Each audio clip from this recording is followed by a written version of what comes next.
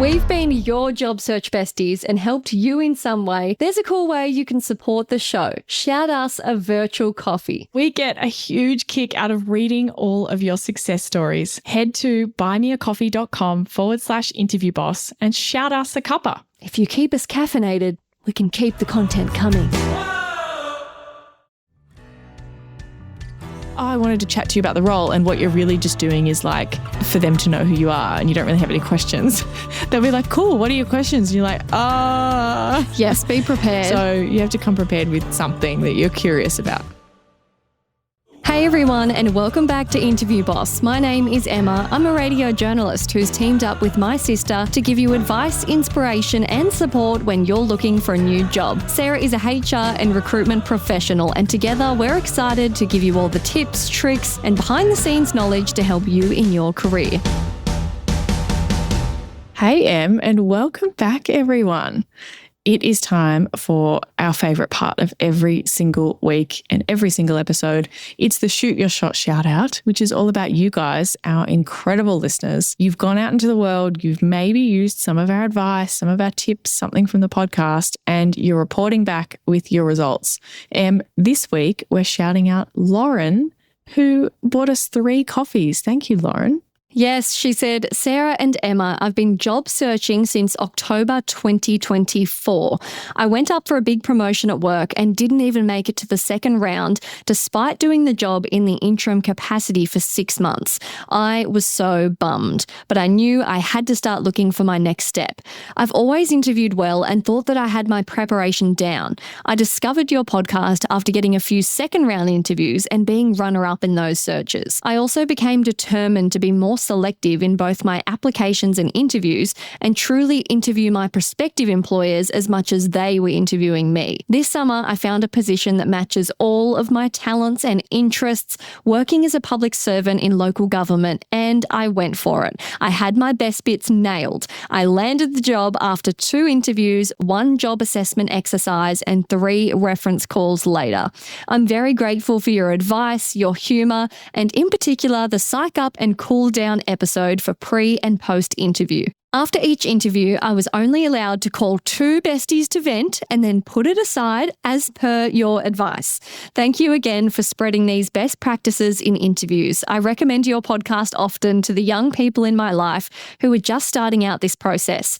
P.S. I need to set the record straight on American coffee. So for context, 2 shout outs ago, we had someone ask us about Bluey, our coffee order, all the Aussie stuff, and we may or may not have went on a tirade about American coffee and how bad it is. It just not being up to our high standards as Australians. We tarred them all with the same brush and said, everyone's ordering the 2 pumps of cold foam, milkshake, clap 3 times, strawberry matcha at Starbucks, and like, do they even know what just an authentic great latte is? And she's like, hang on, don't dish my country like that. She's clapping back. Yeah. She's defending her nation's coffee. So she says, I'm a Californian and want to say we have some of the best coffee beans and wine. It's true about the wine. And some of us enjoy a straight cappuccino, an espresso, and even a flat white now and then as our drinks of choice, okay? Enjoy your coffees. Much gratitude from California. Oh, I really appreciate the clarification, Lauren. And I believe you. I love that you're a barista coffee fan and that you're not having the 1-2 pumps of whatever. But there's a caveat.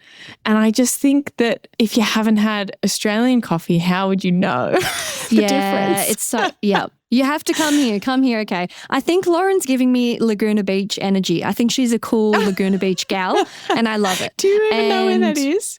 Yes, I do. I have a friend that lives there. And oh, wow. Okay. I don't know where it is. Okay. Well, it's a very cool, trendy Whole Foods. Is it like from the hills? Is that the right place? Kind of. The right location? Yeah. I'm also obsessed with Orange County because of the OC. Do Americans love the OC the way we love the OC? Because I think so. Marissa and Seth, I think it's been more popular, since than it was back when it was on. You know what I mean? I've seen more about it. Yeah, not when it actually came out. And I'm obsessed with it. California, here we come. It's also a great song. It's just a great song. Me and my other sister, not on this podcast, we often imitate, what's the dad's name? Sandy? Is that the dad's name? Oh, yeah. When you know how he makes bagels every morning and he's like, you got to schmear. It's so funny because in Australia we say smear, but he says schmear. So I saw someone on TikTok, I think it was, discover a bagel cutter. And they were like, oh my God, this is the coolest thing. How did I not know this existed? I found this cool thing or whatever. Yes, because you go like, dun dun. Yeah, and it cuts it perfectly in half. And one of the comments, it wasn't a lot of them, but one of the comments was like, clearly you never met Sandy. Yeah, because this was on every single episode. And I wasn't like, I think I've watched it all maybe once. I wasn't like a mad OC fan, but even I remember the bagel cutter. Oh, that's seriously so good. A whole new generation doesn't even know that exists. So there you go. And look, I wanted to link back with Lauren because this episode is our second episode about internal interviews. And she mentioned at the beginning, she was doing the job in an interim capacity for 6 months and she didn't even make it to the second round. So brutal. I just want to say to all the people out there listening who maybe missed out on a job because an internal person got it and you're just thinking, I didn't even have a chance. The internal person always gets it.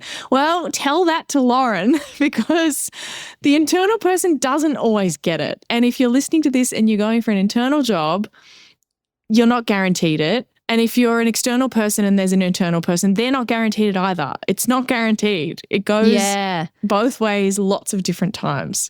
And I think it's very easy to kind of lean on, oh, it was this, it was that, it was whatever, rather than actually kind of accepting the result. So if you want results like Lauren and you need a little bit of help to get there, you can check out Sarah's one-on-one interview coaching sessions. She has plenty of times available, especially for our Northern Hemisphere friends. If you don't see a time available, shoot us an email and she may be able to open something up for you. That is if you have something that you want really specific help in with your industry, your situation, a part of the interview prep. It can be a real power hour, half an hour.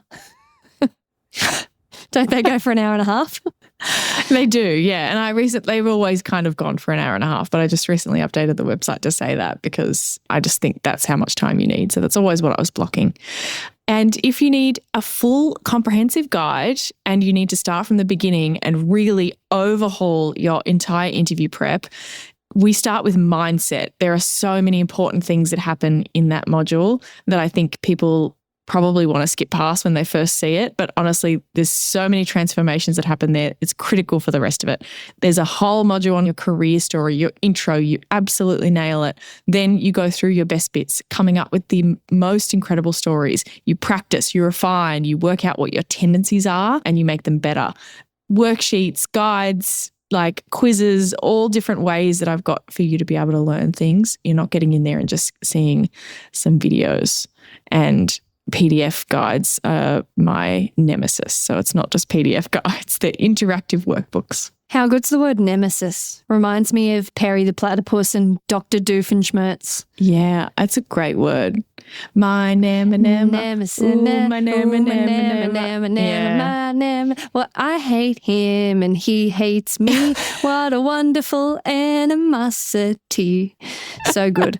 Shout out to everyone that loves Phineas and Ferb. Okay, now, if you liked one of our episodes, you like hearing about Phineas and Ferb, used a tip we sent you, or want to request an episode on your niche conundrum, kindly follow us on Instagram, slide into our DMs, tell someone about the show, and we could dedicate a whole episode to you, which is basically what we're doing. This is our second episode on internal interviews, highly requested. Last week, we dove all the way into the mindset because that is really half the battle. A lot of the advice is exactly the same, but it's getting over that mental block of feeling like it's embarrassing, there's imposter syndrome. It's weird, it's different, all the rules are out the window, it has to be special. Yeah, I've got to do something differently. So if you haven't already, go back and listen to that. This, we're going to get stuck into more actual practical tips that you can take into your internal interview. So another message that we got from our wonderful listener, Susie. Suze said, Wondering if you have an episode on being interviewed by a panel of colleagues. I've applied for a number of positions at my organisation, but I'm also an active networker, which means I often end up facing up to a panel that includes current and past colleagues and supervisors, even my work buddies. I find this pretty confronting. For one, it can be challenging to get your pitch in as everyone, quote unquote, knows you already. Please let me know if you have some life-saving content for this situation. Well, Suze needs to go and listen to episode 1 on this topic, but we've got plenty of other tips coming up in this one. Now, like we said, go and listen to part 1 if you haven't already. If you need a guided process to prep for your internal interview, check out Interview Academy. There are dedicated resources and information for internal interviews as well. So you don't have to go through it thinking it's only for external interviewing at a different company. It'll show you how to adapt each activity for if you're internal. And if you have a tricky, specific situation that we don't cover here, maybe you need a coaching call. But for the rest of you, strap in. Buckle up. So, first key point we're making, prep like it was any other interview. All advice applies. Sarah wrote this in our show notes in caps locks. She's yelling at you all. It all applies. Proceed as normal. I'm yelling nicely. Yes. I'm yelling nicely. Hugs and kisses. Because I think, particularly because we do lots of episodes that are really specific to situations, right? And so I think sometimes that leads people to feel like, yeah, but I can't find one that matches this. And we do tell them, hey, request an episode. We love doing specific situations. But I don't want you to have to wait for the episode or you can't do any prep. Does that make sense? I want you to request it, but hey, I would have loved if this was here. This is a great suggestion. But also apply all the advice in all the other ones to your situation as well. You'll have to use some transferable skills. Ooh, what about that? Yeah, but there are some extra things that you can do to help prep because it is internal, apart from all the regular advice. Things like make sure your boss knows if it's in a different area, that you're interviewing in another department. I haven't even considered that this is something to think about.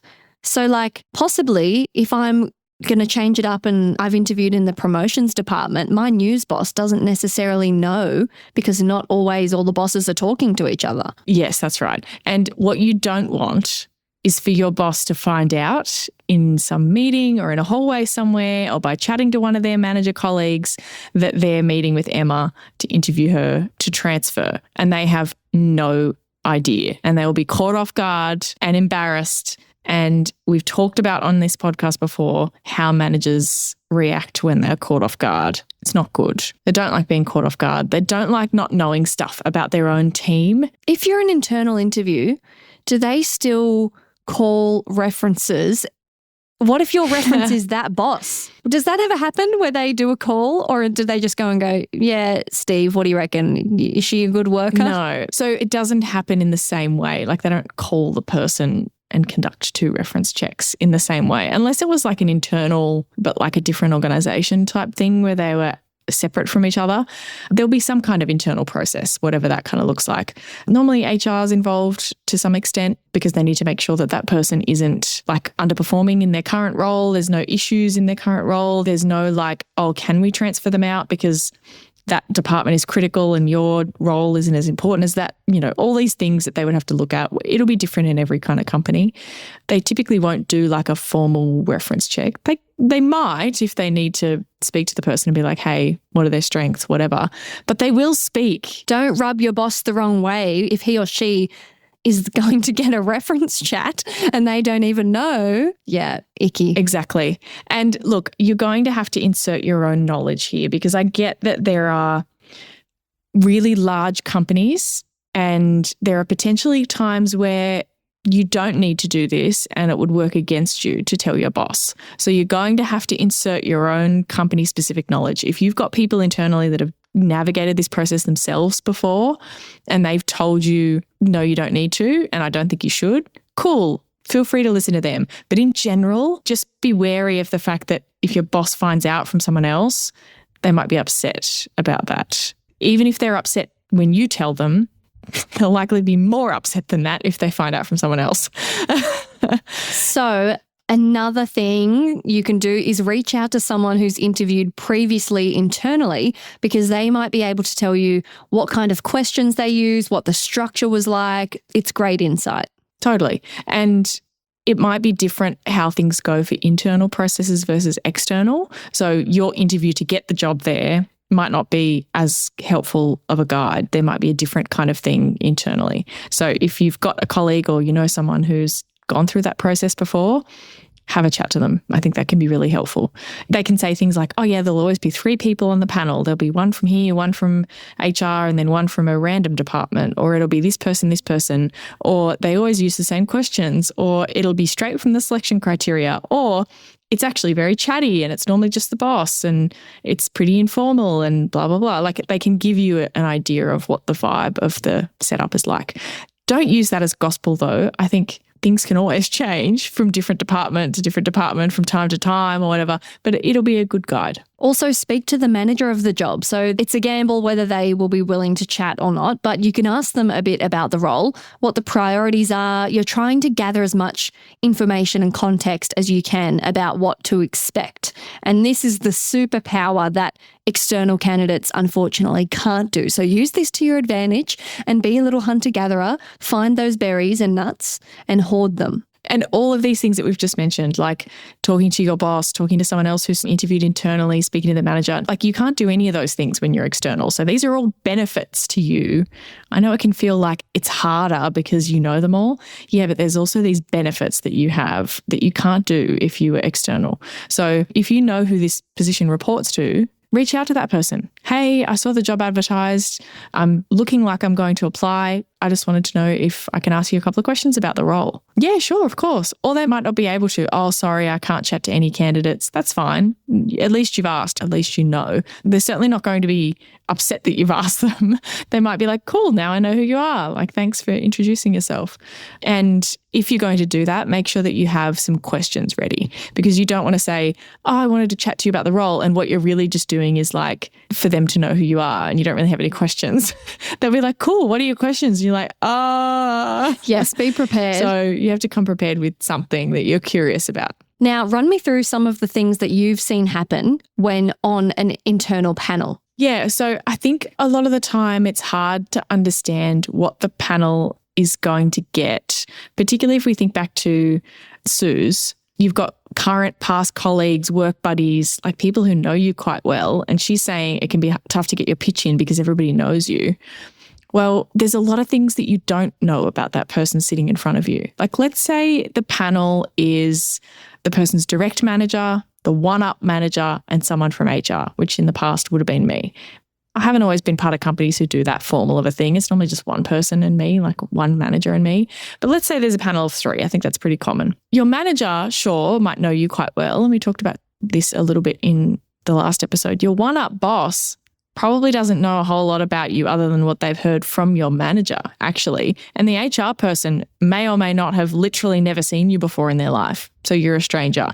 So like, you know, how well do they really know you? But even if they do already know you and they work with you all the time, they don't understand the why. Why are you applying for this role? I think that's one of the key things about internal interviews is the why. They don't know that. They might think Emma just wants more money, when actually that's not the case at all. Emma has been getting sick of doing XYZ tasks and she really loves this part of her job and so she wants to go and do more of that. Or Emma's picked up a new degree outside of work that she wants to work towards, or like all these different things that can be the why. They don't know that. Nobody ever talks about that in their day-to-day job of like why they're applying for this new role. Even if it's an obvious promotion, even if it's something you've been working for a long time, they don't know why you particularly want it. The other things we can get to know that you can kind of see when you're on an internal panel is that you start to see how they approach their work, how they think about things. You might know what they've actually achieved and what they've done and what they're responsible for, let's say, but you get to see a little bit more of the behind the scenes. What's important to them? How do they think through decisions?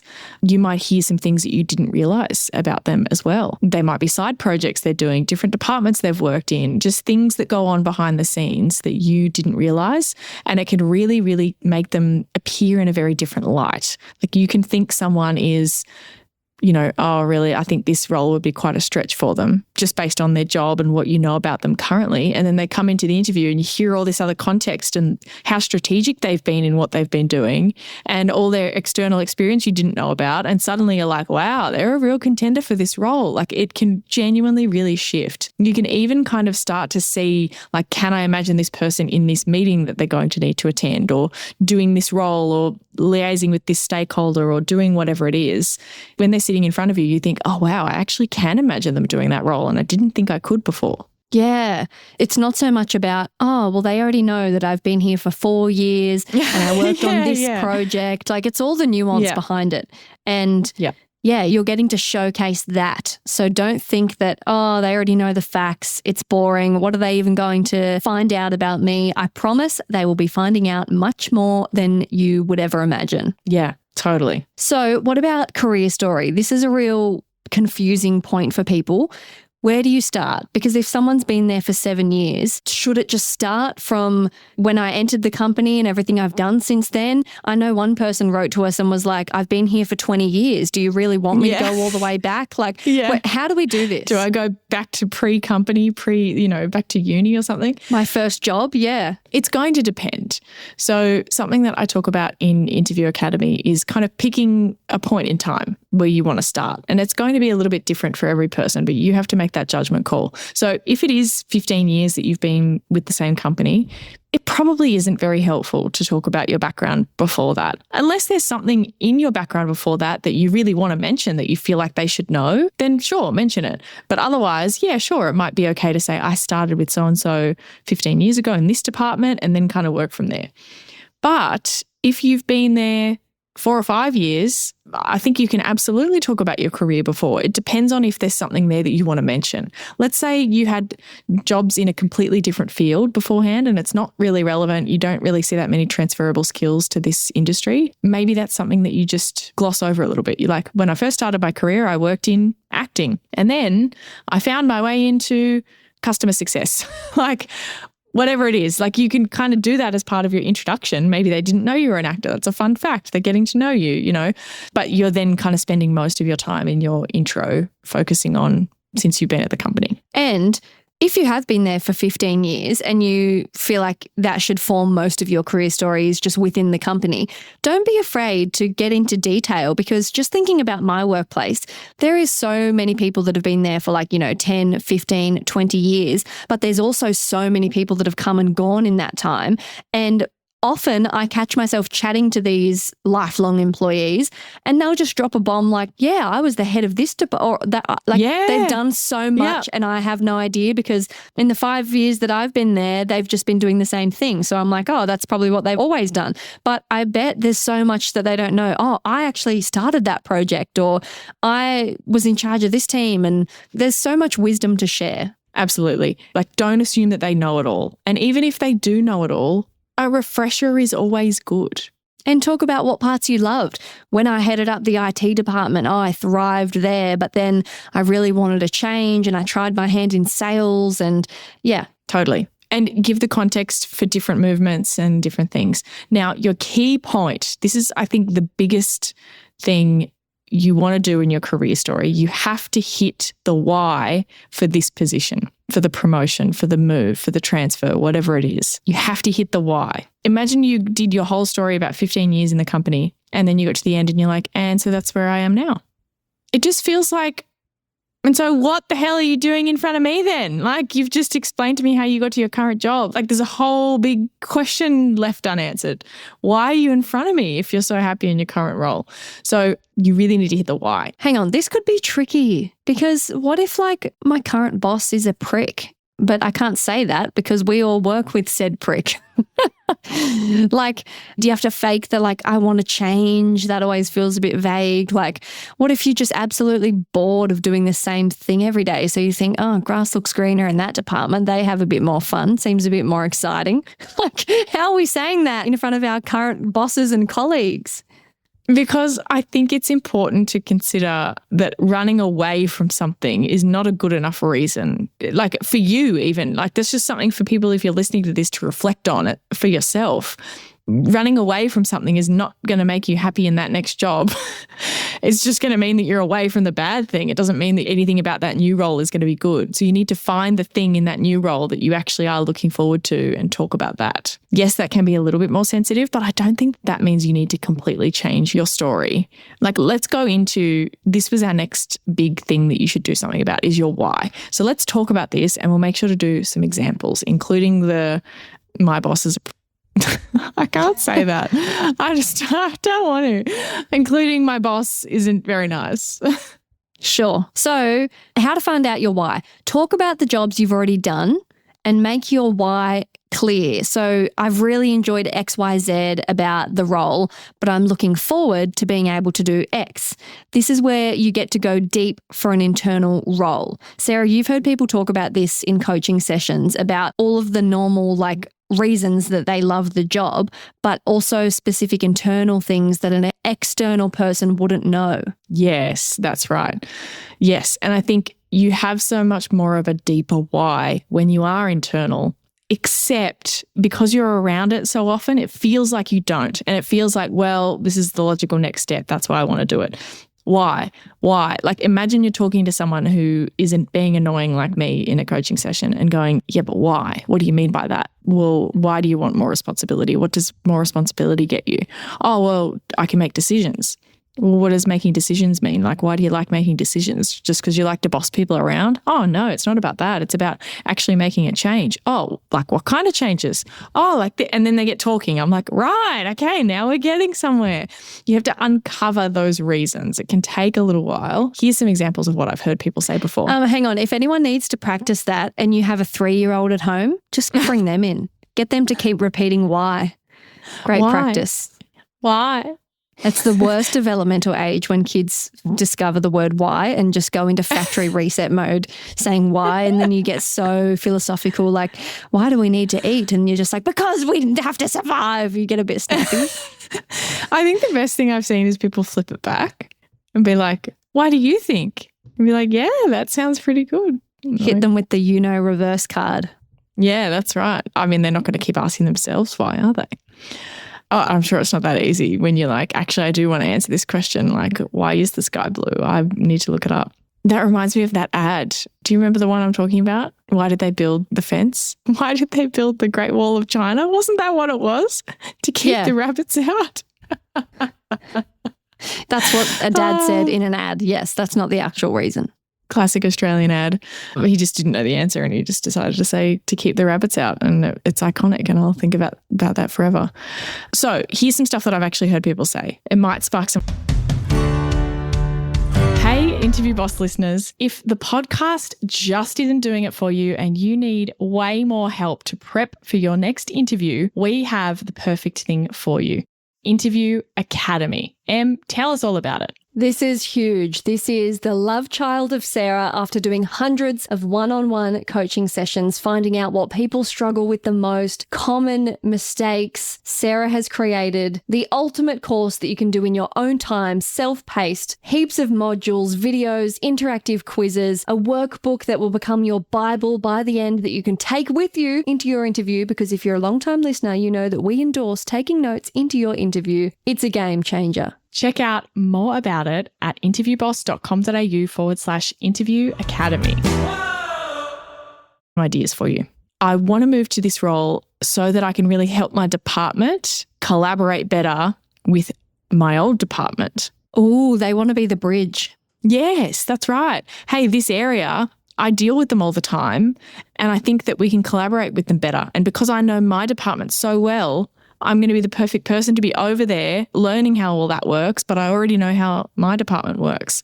Really, really cool.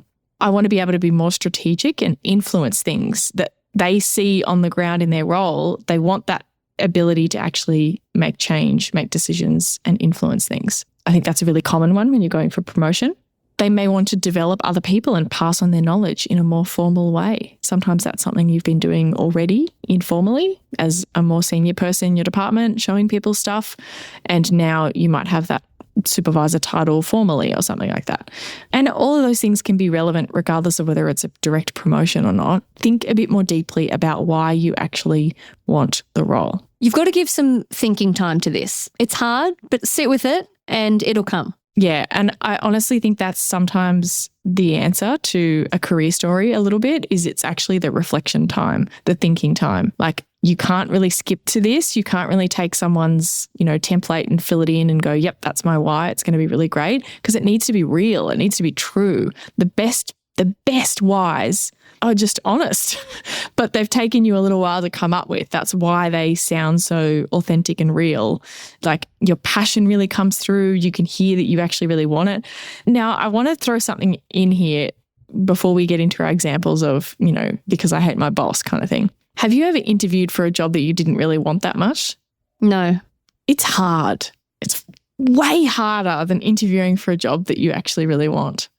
And people out there might hear that and go, what? How could it be harder than a job that you've put on a pedestal? Sure, okay, maybe not a job that you think is like your ultimate dream job and you're terrified, but a job that you don't really want that much. How do you get excited about it? How do you answer their questions of like, yeah, I've done that and blah, blah, blah. It's actually really hard because you don't really want the job. You're just going through the motions, and you've kind of maybe realized maybe it's further in the process and you've realized that, maybe isn't really a good fit.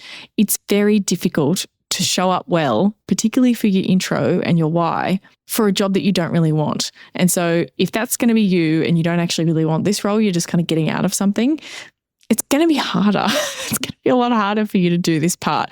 And they're going to be able to tell, I think, as well. And a lot of the time, there are plenty of people who are applying who have got the skills and experience, who can do the job. We want to hire people who can do the job, but also really want to do the job, because that person is going to be more engaged. They're going to be a better colleague. They're going to be a better manager. They're going to stay for longer potentially. Like, all these different things that come from someone actually being in a job that they enjoy. They don't have to love it and it be their, passion, but there's something about it that is a good match for them. So I want you to think about that, even if it is running away from your current boss. So I'm putting you on the spot, Em. With all of that knowledge that we've just shared, how would you answer the why question if you were getting out of your department because you were just a bit sick of it and that job over there looked interesting? Feel free to make things up. You don't have to just stick to that reason, but that is the core real reason. Okay.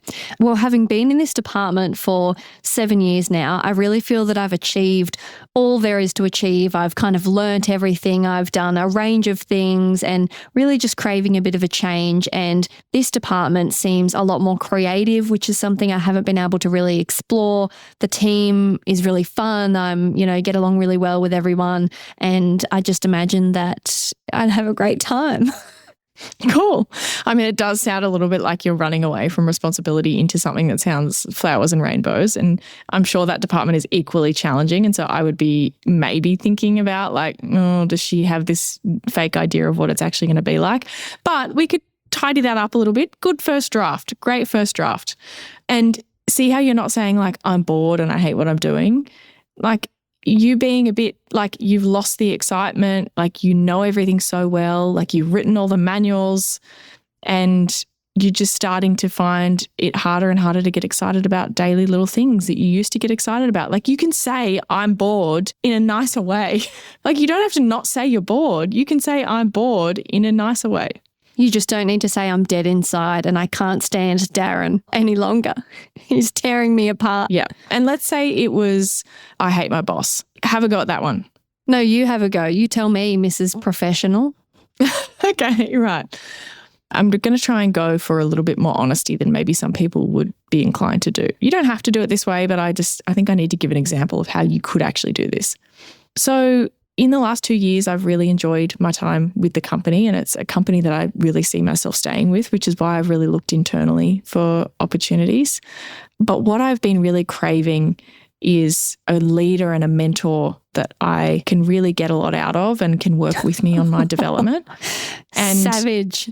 Unfortunately, I just haven't had that connection. I don't think you can expect to have that connection with every manager and every leader.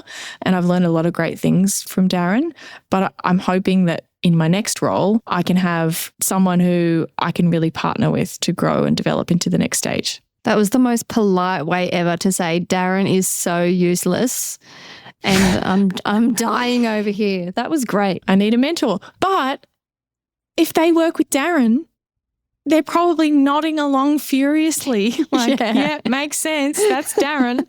Like, it's okay. Darren. You just know that Darren asks you constantly how to put something into Excel, how to connect to the printer. He's just got no idea.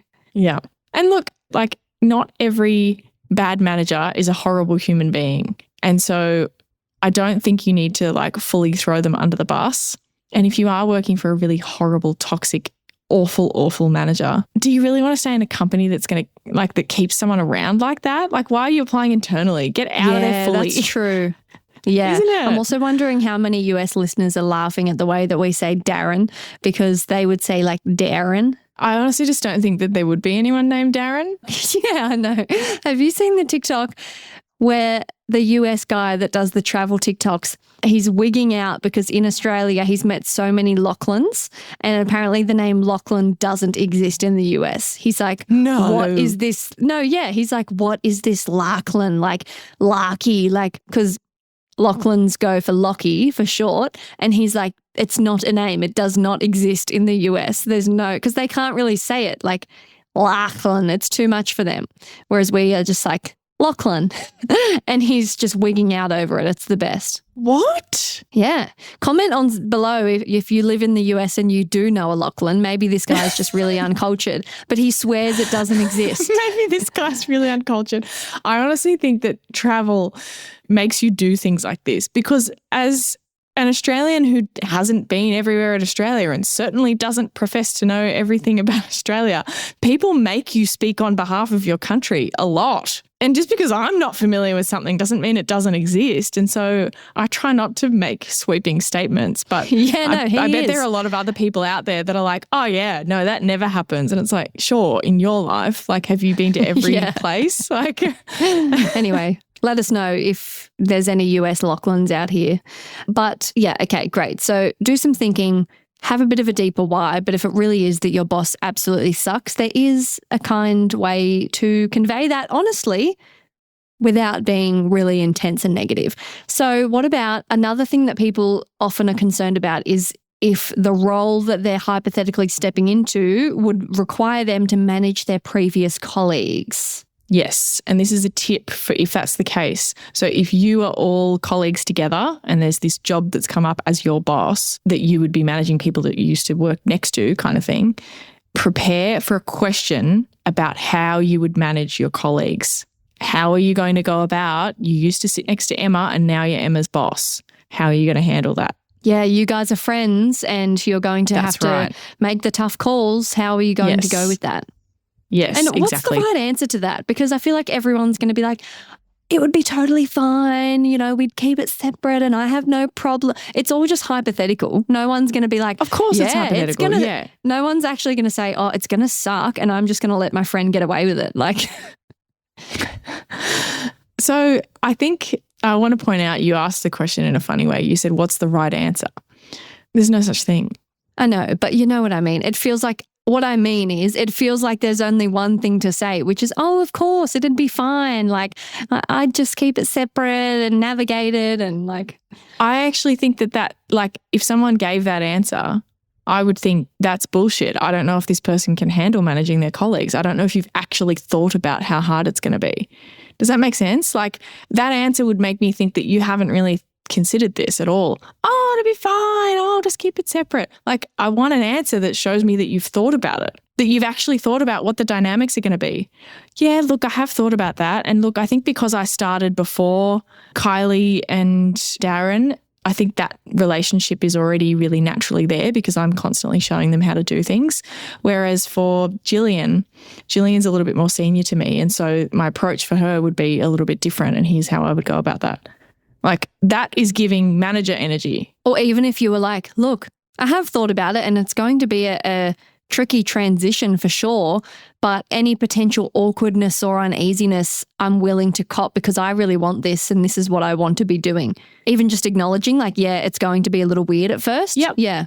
Or like, how do you think you could help those people in that role? Yeah, I'd really actually love to work with these people on these things. And I know that Gillian has also applied for the role. And if I was to be successful and she wasn't, I'd want to work with her on how do we get her ready for this next level when the next opportunity comes up. Cool. You just need to think about it. You just need to actually reflect and give it some thought as if you really were in charge of them. How are you actually going to prepare to manage your colleagues? It's almost like to answer the question, think about the question, which sounds like terrible advice, but I really do think people sometimes forget that if I'm asking you that, I just actually want to know, how do you think you're going to go managing your colleagues? That's what I want you to answer. That's genuinely what I'm looking for to see. So what about how much context to give? So we know that they already tend to know a lot about us, but how do we navigate that? We don't want to skip over details, but also don't want to bore them by being really repetitive. And we talked about in episode 1 some of the mindset stuff around this, but this is down to tactics. So your goal is to explain things to them as if they don't know already. Imagine, and there might actually be someone like this, imagine that there's someone on the panel that's from the company, so they have general background knowledge, they know your clients, they understand certain lingo and references and whatever, but they don't know you specifically. There might actually be an HR person or whatever who is exactly like this. That's who you're telling your stories to. You don't have to explain what this product is that you sell that's your biggest product. You don't have to explain, what patients you look after in what ward. Like, does that make sense? You don't have to explain the obvious stuff that someone generally working for the company would know, but assume that they don't know that you delivered that thing last week or that you look after this or that you manage that person. Assume that they don't know those things. It's okay for them to have a reminder. And you can use terms like, yeah, as you know, if that makes you feel more comfortable, like you're acknowledging it, but you don't need to gloss over it. Because it can feel a little bit weird. I understand. That's where people are coming from with, I'm explaining to Emma the thing that we did together, basically. Like, she was my boss and, I reported to her every day on the updates of this project. She knows it very well. But it's not for Emma then in that context. It's for the rest of the panel. It's reminding Emma and it's sharing it with the rest of the panel.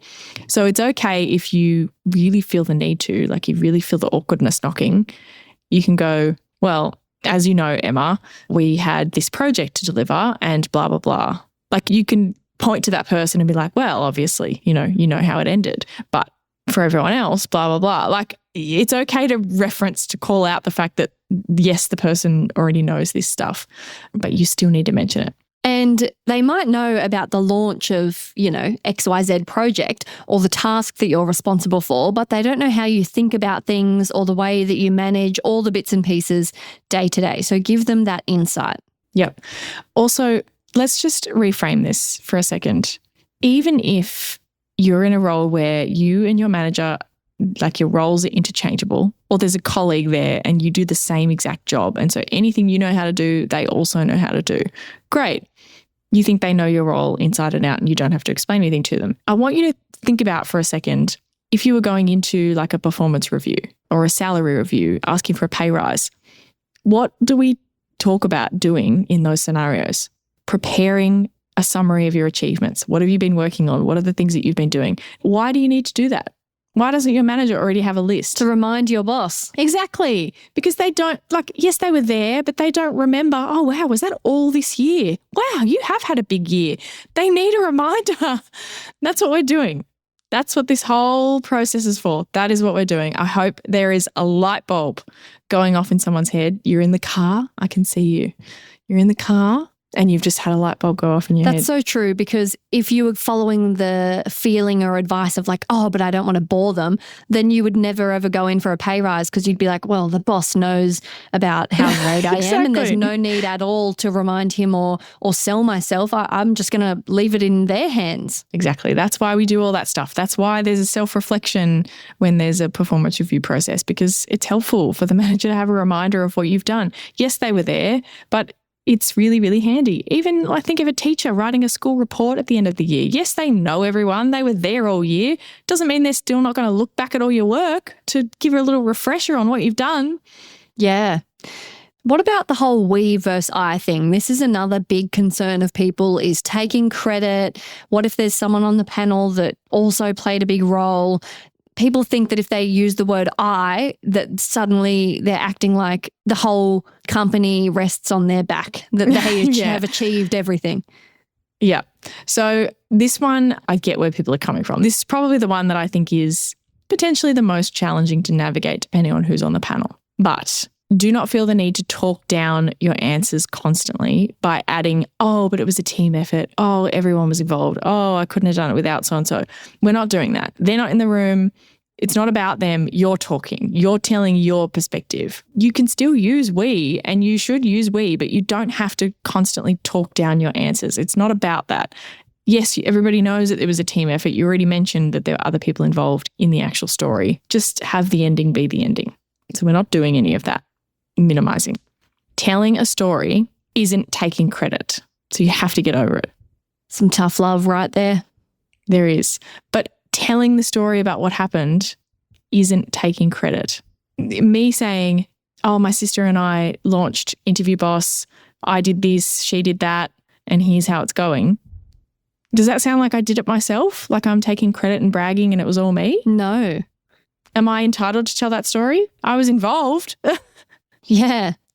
It's my story.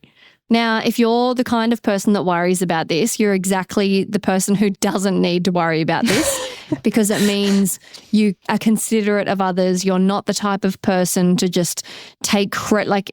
So it's just not a problem. Forget about it. Get it out of your mind. That's enough. That's enough. Stop spiraling. I think where this is actually potentially maybe a slight chance of coming up is the kind of person who's in your office who is coming into your mind right now who constantly takes credit for other people's things anyway. Yeah. Hand some of this worry over to them. And also they're not listening to this. So you don't need to worry about it. What about practical bits on the day of the interview? Do you bring a change of clothes and dress up a level from what you normally dress up as? This one's a hard one. This is logistics. It's going to have to be. Can I give my gut feeling? Yeah, go. Yeah. I think it's going to be really weird to just duck to the bathroom and reappear looking extremely different. I think that's a bit weird. I think I would naturally just dress up a level for that day. It's not unheard of in the office. Every now and then my colleagues pop in a bit nicer and you'll be like, oh, where are you off to today? And they'll be like, oh, I've got a meeting, or oh, I've got a funeral after work, or it's not unheard of. So I would just prefer that than coming out acting as if I've just had a magician outfit change. That's a little weird to me. Yeah, I tend to agree. And I think that is the best way about it. You just dress a slightly nicer version of normal that you're allowed to within your uniform. But I think it is tough if you do have a uniform or something that you're required to wear to work that isn't what you would normally wear to an interview, and there's not really flexibility around that. Does that make sense? For your interview, you have to go into the office and you would normally be working out on site or working on the floor or working in a different environment where you would wear different clothes. I think if there's a change of location or there's a before and after kind of thing where you can get back into your other clothes if you have to go back to work, I think it's okay to bring a change of clothes. I don't think you want to make it look like, oh, it's a completely different person. Who even is this? I think that would be quite weird. But just do your version of dressed up, smarter than normal. I'm imagining, and I've done these kinds of interviews before, where you're a trade and you're going for maybe a supervisor role or something like that, or a role that maybe would require you to be in the office sometimes. I have seen people just get a little bit changed. Not fully into a suit, because that would be really weird too much of a change from what they normally wear. That would be so strange. Yeah, I was just about to say, my partner is a tradie, and if he was going for a project officer job, he would not get changed. He would wear the same thing because it's tradie culture. But maybe you would get changed out of your paint-covered, disgusting clothes into regular, fresh, normal tradie clothes. Yeah. Right, let's say it was raining that day and he's been out on site all day or whatever, he would at least get into fresh tradie clothes and his nicer version of a high vis. Or maybe he doesn't actually wear high vis. Maybe he puts on still a polo, but it's a bit of a nicer polo, and he keeps everything else the same. Does that make sense? He comes out in a dinner suit. Yeah, which would be really weird. But I think if you normally like don't wear a jacket in the office, but you're business casual and you bring a jacket, great. I think that works. If that's something that you're comfortable with and that suits the kind of office environment, I think it's okay to look a little different. And I think it gives you're taking it seriously. What about talking to your colleagues about the fact you're going for the interview? Do you share what you said for certain answers if you also know that they're going for it? This is hard. I think it's tough in environments where you're kind of all at a similar level, all competing for the same role. Like I imagine if you were in a law firm going for an internal promotion and you were in a cohort of grads and like you're all friends, or like you're nurses and there's a job coming up and like you're all at the same level. Does that make sense? Like those kinds of environments where you've started together and like you're a cohort, I think that makes it super hard. But it's hard just when there's colleagues from other departments as well. I think for this one, you have to try and follow what's your normal relationship with those people like. If you really don't know that person and they're just a colleague, like none of their business. Like, would you normally tell them how a meeting went? Like, would you chat about what that person said and whatever? Like, would you debrief a meeting with them? But if it's your work bestie that you're always chatting to, sure, you probably want to talk about how it went. Right. And you normally share everything and then you wouldn't just because they've applied for it. That would almost be kind of weird. Like if you would share how an interview went if they weren't applying for it. Do you know what I mean? Like I think just try like stick to what you would normally do. Whereas if they're coming around fishing for how did it go and you're like, we're not even friends, I would maybe be a little bit vague. Polite and answer them, but vague. Well, with the whole do you share what you said for certain answers? I'm team no. Remember when you'd come out of a school exam and everyone would be talking about it and they're like, what did you put for question 12? And someone's like, oh, I put Switzerland. And then you're like, what? I put 67. And you're just spiraling that you totally got it completely wrong. How could the answer be 67 and Switzerland? It's happened to me many times. Anyway, so I'm team that'll just make you spiral and be like, oh, I should have mentioned something about that.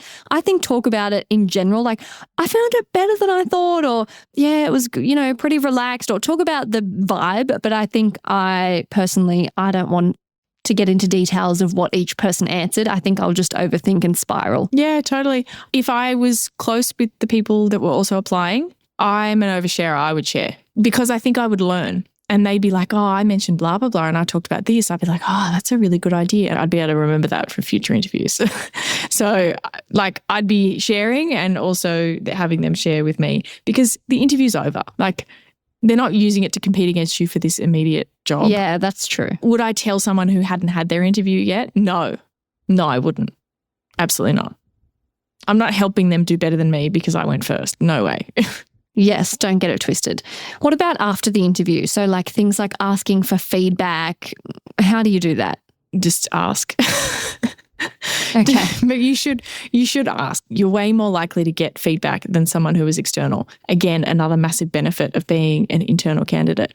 You are way more likely to actually get genuinely helpful feedback. What are the things that you can work on?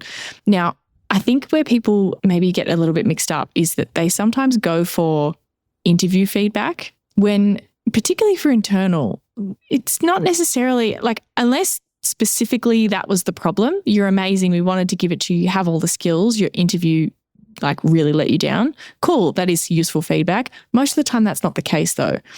Your interview is fine. You just haven't done the things that they were looking for. Yes. The interview is just the tip of the iceberg conveying it, but it's about what you haven't done, what you're lacking in.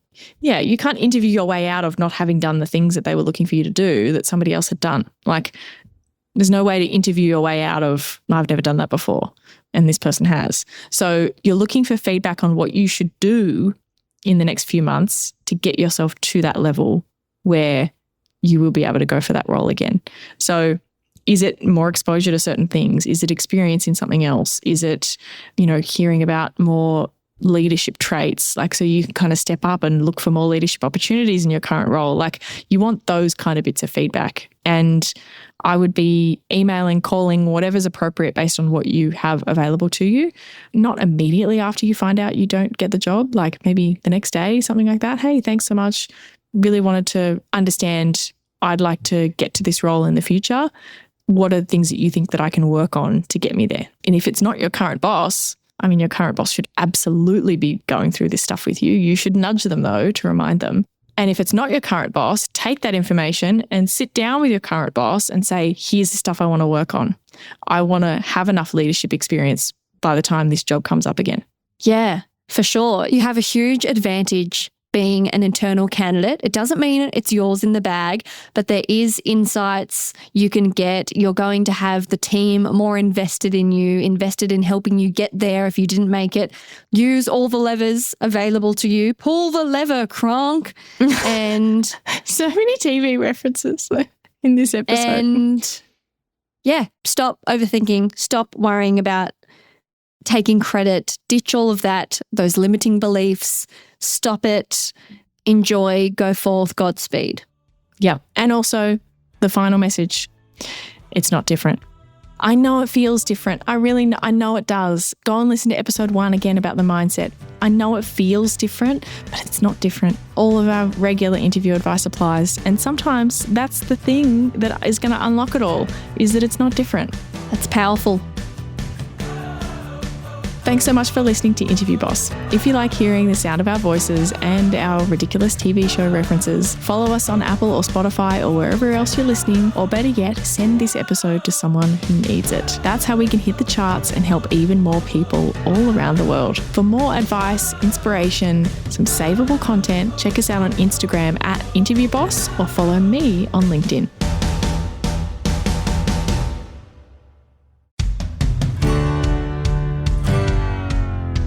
Can you believe we started Interview Boss in 2021? Not really. It's insane. That's a lot of episodes and a lot of hours of talking. Oh my gosh, it is. And if you're scrolling through all of our episodes, you might scroll straight past something that you really, really needed. Yes, we're always getting messages from people asking us to do an episode on something, and I'm like, we already have. So we've put together playlists to help you find the episodes that are exactly what you need, suited to your situation. They're all categorized. If you're applying for jobs, we have episodes about resumes, cover letters, job ads. If you've been offered your dream job, we have episodes on resigning, exit interviews, and how to impress at your new company. And we even have a very special playlist that's very popular for if you have an interview coming up immediately and you need just our most recommended hard-hitting episodes between now and then. For all our last-minute listeners. It's all there for you. You can browse by category and check out all the playlists at interviewboss.com.au/podcast.